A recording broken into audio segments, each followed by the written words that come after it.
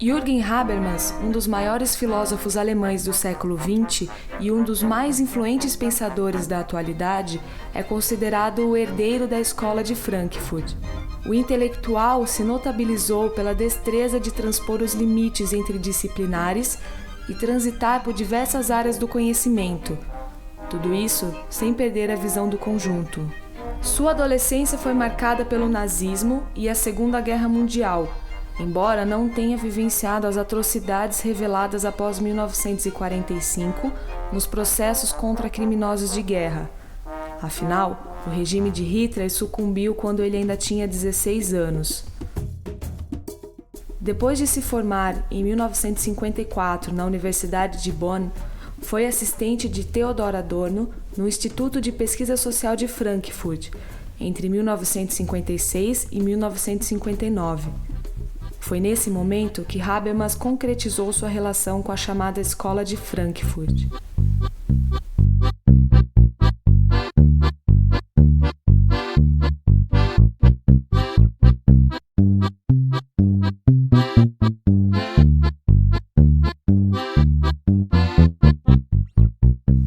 O pensamento habermasiano e a religião é envolvente. Habermas não é um crente, pelo contrário, Habermas não é adepto a nenhuma tradição religiosa. Isso é que é encantador no pensamento habermasiano. Ele é, pelo contrário, tem toda uma formação, portanto, na Alemanha, e eu queria me referir nesse aspecto interessante. No primeiro aspecto é o desencantamento do mundo provocado, segundo o que Max Weber vai nos orientar e dizer. Max Weber fala de um desencantamento do mundo. E o desencantamento, le désenchantement du monde, né? Ele vai dizer o desencantamento do mundo é também provocado por suas raízes técnico-científicas da história. Mas ele vai dizer que a religião também ocasionou um certo desencantamento do mundo. Porque a religião nos fez infantis. Max Weber vai criticar um pouco essa ideia da ética protestante do espírito do capitalismo, para dizer que essas duas realidades, de uma certa forma, promoveram, desencadearam o desencantamento do mundo, o desencantamento enquanto perplexidade, não é? Enquanto desengano, enquanto uma humanidade perdida na sua criação, no seu modo, não é? E uma humanidade que está se refugiando naquilo que, de fato, Max Weber considera um espírito ainda pueril, adolescente.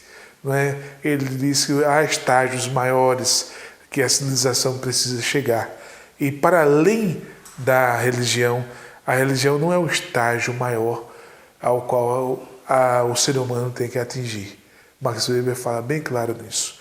E ele fala justamente dentro desse espírito que nós sabemos, o espírito do capitalismo, que é brutal, que é ora não só brutal, mas é também pragmático, mas é também competitivo. Ele diz também que a religião se transforma um pouco nessa espécie de competição, de competitividade, de mercado, né? Já um pouco esse mercado, essa ideia mercadológica que vai provocar o certo desengano da humanidade. Ora, esse desencantamento do mundo vai orientar muito o pensamento de Habermas sobre a religião. E é justamente sobre isso, desse desencantamento, que vai trazer um aspecto que eu queria chamar a atenção. Ora, se o mundo é desencantado, se a religião ela é uma parte infantil da nossa existência, se o capitalismo tem o seu espírito selvagem e aterrador e destruidor, qual o papel que cumpre a religião nesse exato momento? Qual o papel da religião na construção do ser humano? Qual o papel que a religião tem? É de infantilizar? É de nos tornar adultos mais profundamente adolescentes? Qual é, portanto, o papel que a religião tem que cumprir na sociedade contemporânea? Se o capitalismo nos leva ao desengano, a religião também nos levou a um certo desengano. Daí nós temos que pensar, nesse exato momento, qual é o papel que a religião tem na construção de sentido da existência humana, principalmente no âmbito da nossa existência, do postulado que Habermas vai falar da religião.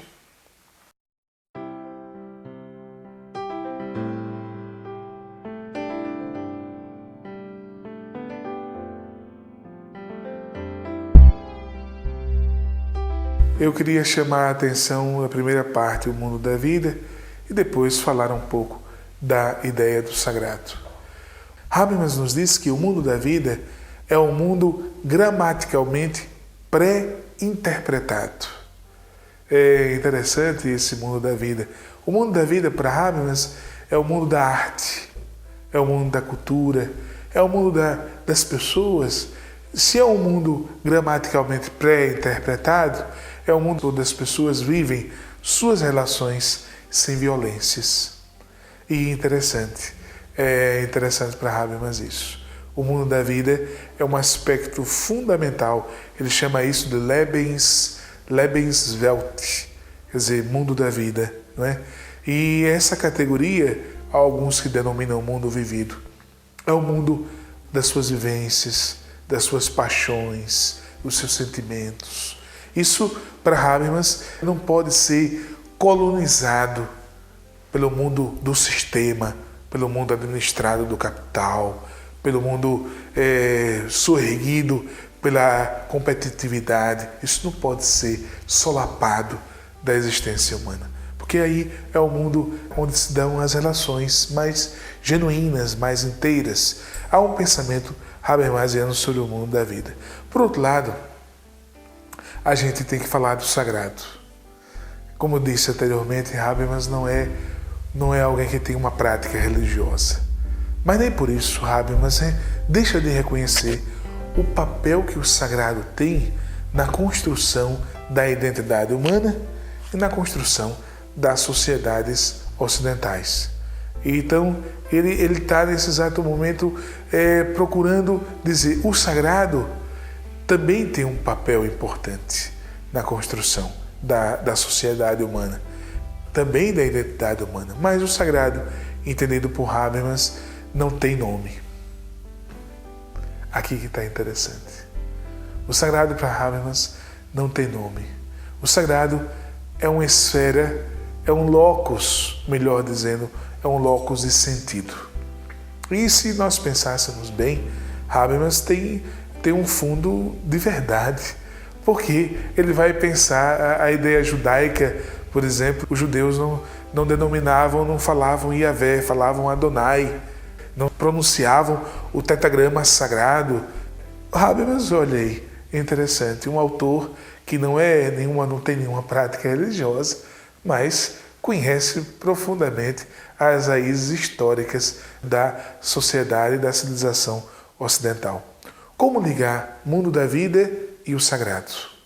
Ora, se a arte, se a cultura, se a estética, se a pintura tem um papel importante de resgate de sentido, se é um nicho, ele vai dizer que é um nicho onde as pessoas encontram sentido, imaginem o sagrado. O sagrado também é como a arte, como a cultura, como a estética, como a pintura, também no sagrado se encontra o sentido, um nicho de sentido para a própria existência. Claro que aqui nós não estamos falando do Deus de Abraão, de Isaac e de Jacó. Nós estamos falando do sagrado enquanto transcendência, enquanto relação de transcendência e imanência. Se não há nome, há uma realidade da qual ele pode se fazer, se relacionar.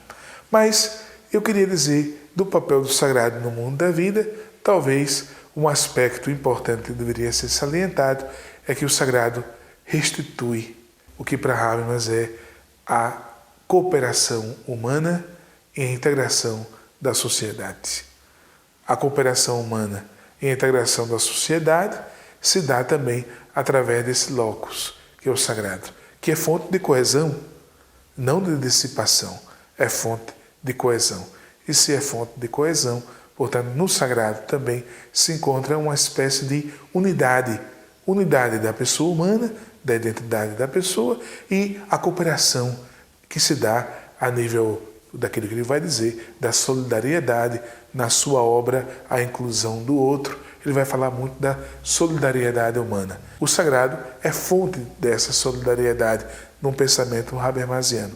Claro e obviamente que o sagrado também é violento, mas não é um tema capital em Habermas. O sagrado em Habermas é fonte de coesão e de socialização humana.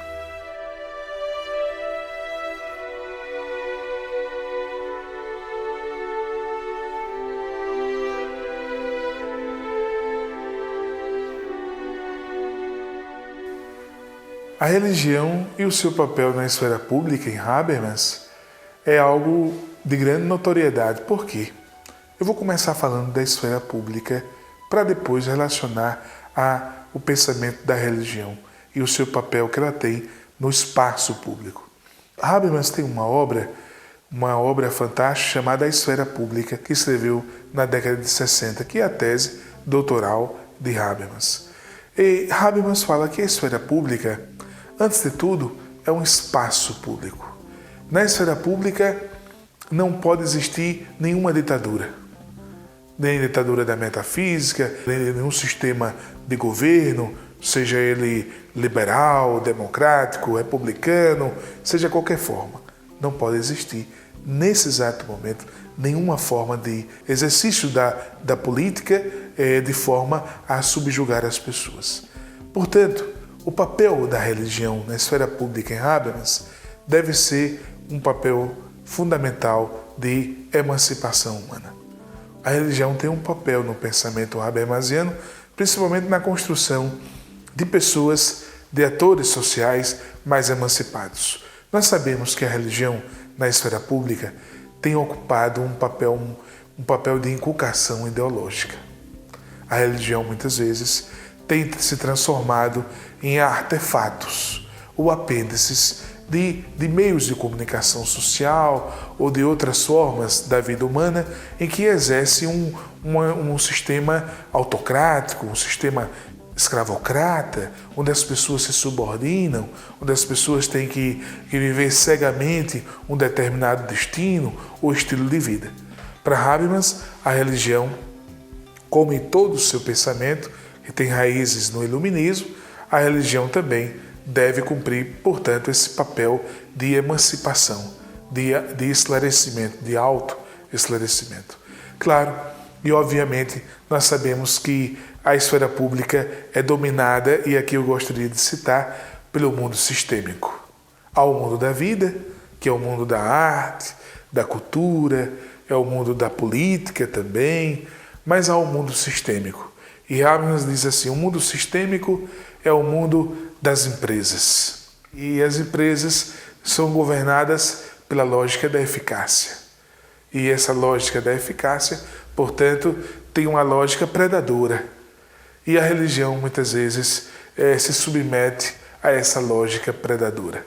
Essa lógica predadora, portanto, da religião, é a crítica que Habermas faz. É o que a gente chamaria hoje, numa linguagem, numa roupagem, de proselitismo. Nenhuma religião para Habermas deve se impor ao Estado, no Estado. Se ela é maioria, ela não deve se impor.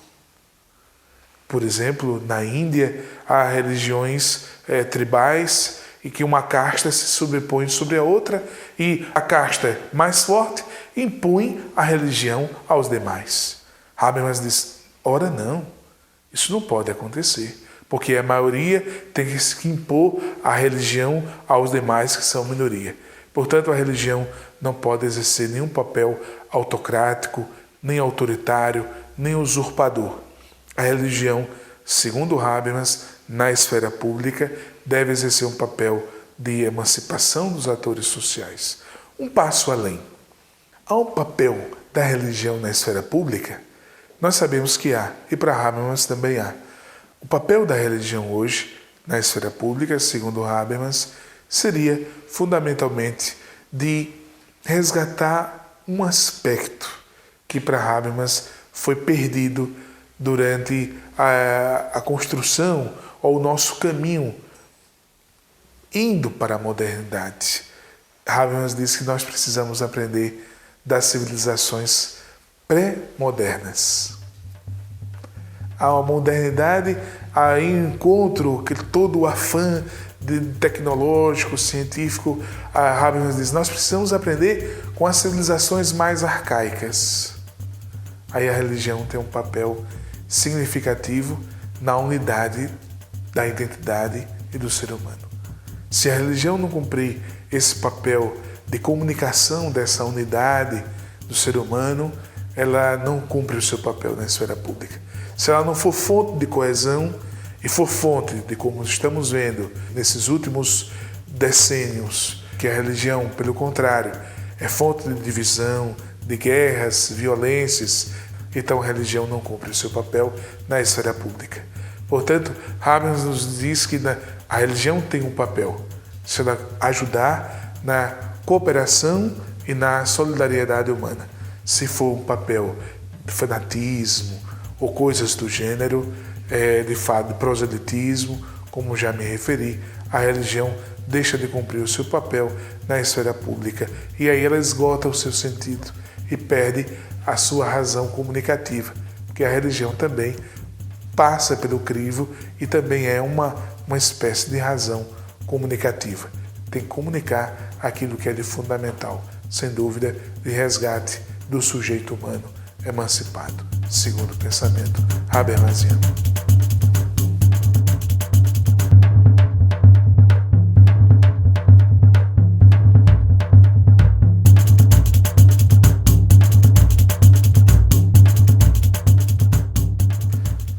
A colonização do mundo da vida e a sua relação com a religião é interessantíssimo no pensamento habermasiano. Por quê? Como disse anteriormente, Habermas compreende o mundo, a sociedade, a partir de duas perspectivas. Ele diz, há o mundo da vida, o mundo da cultura, da arte, da política, e há o mundo sistêmico, que é o mundo das empresas, também da economia, tudo bem. Habermas reconhece que essa relação ela existe. Seria ingenuidade não pensar, mas ele sabe que essa relação ela se dá, ela acontece, ela se dá no tecido social. Mas ele diz assim, a colonização do mundo da vida se dá quando o mundo sistêmico, que é o mundo do capital, invade o mundo da vida, que é o mundo das pessoas. E o mundo das pessoas se burocratiza, fica burocratizado, fica coisificado. Então, o que é essa ideia de colonização? Quando é que o mundo da vida é colonizado? Quando as relações são invertidas. Quando no mundo da vida a arte passa a ser cooptada pela economia. Quando a política passa a ser cooptada pela economia. Quando a estética passa a ser cooptada pela economia, aí há a colonização do mundo da vida pelo mundo sistêmico. Quando a religião também é cooptada pela economia, ela também é colonizada. Então, Habermas quer dizer, a economia, de uma certa forma, exerce uma ditadura sobre a cultura, sobre a arte, sobre a religião, e a ideia grata do Walter Benjamin, a arte perde a sua aura. Aí ela se transforma em mera reprodutibilidade técnica. Só ela é cópia. Aí onde está a questão do pensamento habermasiano. Quando a religião também, muitas vezes, é colonizada pela economia. E aí, se a religião é colonizada pela economia, então esse Deus, esse sagrado passa a ser nomeado. Esse sagrado passa a ser nomeado. Quando a gente começa a nomear o sagrado, você já sabe quem ele é. E a gente sabe que a gente só sabe de Deus o que ele não é, é a ideia do século XIII, Santo Tomás de Aquino. Só se sabe de Deus o que ele não é. O que Deus é, não se sabe. Mas quando a religião passa a ser colonizada pela economia, então ela passa a ter nomes. O sagrado passa a ter nome. E quando o sagrado passa a ter nome, ele é domesticável. Então ele deixa de ser Deus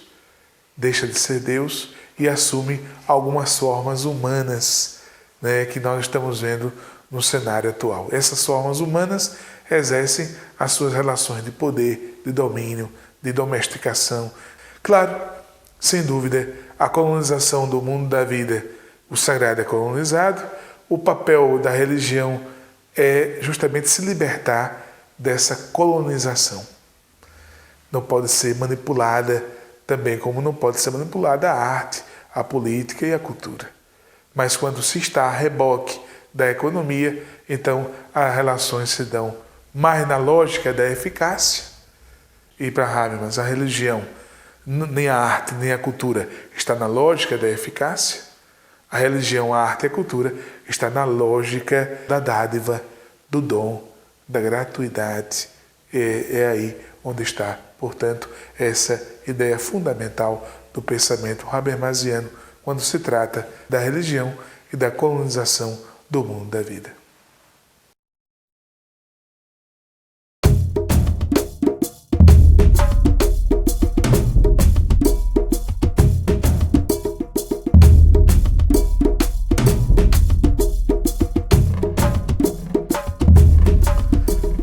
Religião e razão comunicativa. A razão comunicativa volta porque é um pensamento central em Habermas. A razão instrumental transformou a religião num instrumento de poder, um instrumento de destruição, um instrumento de extermínio. A razão instrumental transformou a religião naquilo que a religião não é. Nós sabemos que a palavra religião, de religio, de religare, né, é um laço. A religião é um laço que une o humano ao divino. A religião é um laço. Essa é uma ideia já de Cícero, né, quando compreendia religio como um laço, um laço entre o humano e o divino. É religare, é uma ponte, né? Portanto, a religião não pode ser obstruída por nenhum instrumento de poder. E, infelizmente, nós sabemos que isso não acontece. Por que a razão comunicativa e a religião? Porque a religião é uma forma da razão comunicativa. Porque a razão comunicativa ela é linguagem e a religião é linguagem. A religião é menos fala, é mais símbolo, é mais signo. E muitas vezes nós queremos transformar o signo, o símbolo, em uma fala. Uma das grandes estutícias modernas é querer transformar a religião numa fala, num discurso. Para Habermas, a religião não pode ser puramente um discurso. Ela não pode ser só uma questão de ideias. Ela é, fundamentalmente, nesse exato momento, a religião passa a cumprir um papel fundamental como linguagem. E a linguagem nos escapa, nos ultrapassa, porque a linguagem é transcendência. É tempos de transcendência, não é? Então eu penso que a linguagem cumpre um papel importante dentro do resgate da religião. Agora, um passo à frente, a razão comunicativa tem uma grande opositora, que é a razão instrumental. E, mais ainda, tem uma grande opositora, que é o modo como a sociedade capitalista ou pós-capitalista se organiza. A ideia de bloquear aquilo que é de fundamental importância na religião é que ela cria, segundo Habermas, certas neuroses. Habermas vai chamar essas neuroses de patologias sociais. Essas patologias sociais também são oriundas da religião.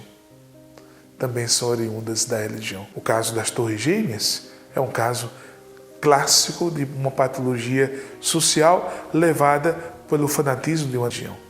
E nesse exato momento, a razão comunicativa deve exercer um papel crítico deve exercer um papel, portanto, de fazer refletir nesse exato momento. A razão não pode ser instrumento. A razão não pode ser desrazão. A razão não pode ser desrazão. Aí é interessante a gente lembrar que, como diz Habermas, o sono da razão produz monstros. Se a razão dorme, se ela adormece, produz monstros. A razão comunicativa não é uma desrazão. A razão comunicativa tem que fazer com que a religião se torne o que ela é, um laço entre o humano e o transcendente, o divino.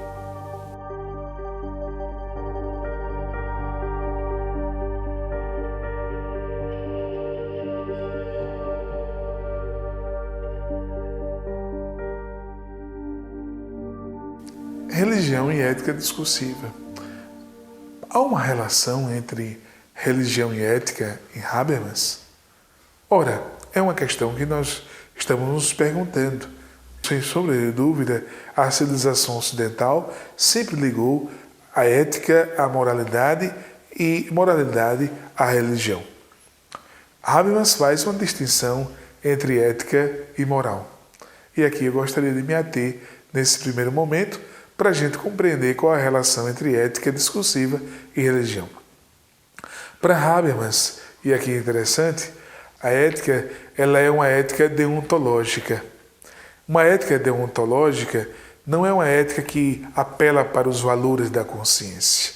Porque, segundo Habermas, isso é algo extremamente substantivo. Não é? Isso é profundamente ontológico, metafísico, abstrato, melhor dizendo. Ele vai dizer que a ética deontológica ela não é pragmática, mas ela é profundamente ligada à ideia do principialista da existência humana, porque está ligada nos princípios. Ora, se uma ética deontológica não se liga aos valores da consciência e a religião se liga primeiramente ao que a consciência diz, né? Nesse exato momento há uma tensão aqui entre ética do discurso e religião. Moral e religião, para os gregos, de uma certa forma, também para o pensamento cristão e das religiões, quanto mais uma pessoa é moral, perfeitamente moral, mais religioso se é um pouco que se pensa.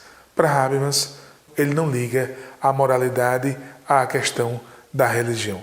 Para Habermas, a moralidade e a ética não está ligada de primeira forma à religião, mas está ligada de primeira forma ao mundo da vida. Ao mundo da vida. É no mundo da vida, no mundo da arte, da cultura, da estética, que ele liga, portanto, a ética. E aí eu queria dizer uma palavra sobre isso. Entre ética e estética, aqui onde está o caminho habermasiano. O caminho habermasiano se funda em Wittgenstein também. Os fragmentos de Wittgenstein, na sua obra, As Investigações Filosóficas. Ele diz assim: a ética não se pode pôr em palavras, porque ética e estética são um. Ética e estética são uma unidade. Não dá para dissociar ética de estética, segundo Habermas. Portanto, a ética não se pode pôr em palavras. A ética não é comportamento. A ética não é moral. A ética não é religião. Então, para Habermas, a ética tem um papel muito mais fundante da identidade humana, da cooperação, da solidariedade humana, do que propriamente ele liga a ética à questão, portanto, estética da cultura, e acho que esse é um aspecto interessante. Num segundo momento, nós sabemos, a religião tem também uma tendência extremamente, nas suas formas, opressivas, né?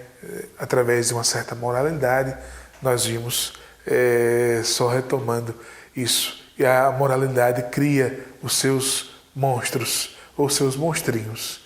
Há pessoas que são afetadas profundamente por esquizofrenias, sejam elas muitas vezes espirituais, porque mal compreenderam a dimensão da religião na vida humana. E Habermas, portanto, não dá um destaque importante à religião, nesse sentido, quando se trata da ética, porque ele liga a ética à estética. E para ele, a ética e a estética têm mais relação do que a ética com a religião. Segundo ele, a estética é mais aglutinadora da dimensão ética da vida humana do que propriamente a religião, que muitas vezes exerce um papel mais, digamos assim, até mais destruidor, até mais vingativo, até mais violentador da existência. Como a gente poderia dizer, retomando um pouco a ideia nietzschiana, só a arte nos salvará. É um pouco a ideia habermasiana da relação entre ética e religião.